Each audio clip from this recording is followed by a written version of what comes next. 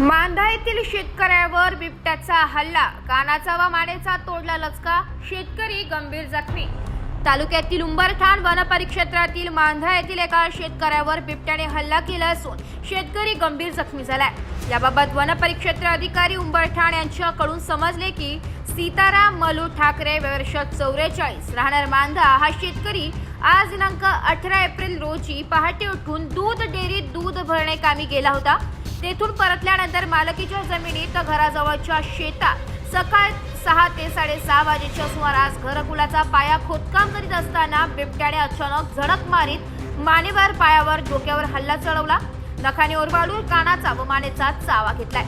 रक्तस्राव सुरू झाल्याने शेतकरी रक्तबंबाळ झाला। बचावाकरिता आरडाओरड केल्याने घराशेजारील नातेवाईक लाठा काठ्या घेऊन आल्याने बिबट्याने जंगलाच्या दिशेने धूम ठोकल्याने अनेकांचा जीव भांड्यात पडला। नातेवाईकांनी तात्काळ उपचारासाठी पांगारणे येथे प्राथमिक आरोग्य केंद्रात दाखल केले। तेथे तात्पुरते उपचार झाल्यावर सुरगाणा येथील ग्रामीण रुग्णालयात दाखल करण्यात आले। पुढील उपचारासाठी नाशिक येथील जिल्हा ग्रामीण रुग्णालयात पाठवण्यात आले।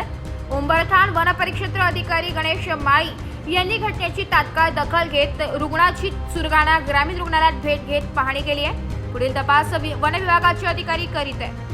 काळी पाय खोदत असताना 6:30 वाजता मी उभा राहून बघत होतो तेव्हा वाघाने हल्ला केला।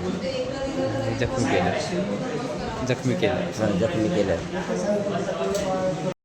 तर इकडं हात पडली तेव्हा मी उभा राहून बघत होतो तेव्हा अचानक वाघाने हल्ला केला।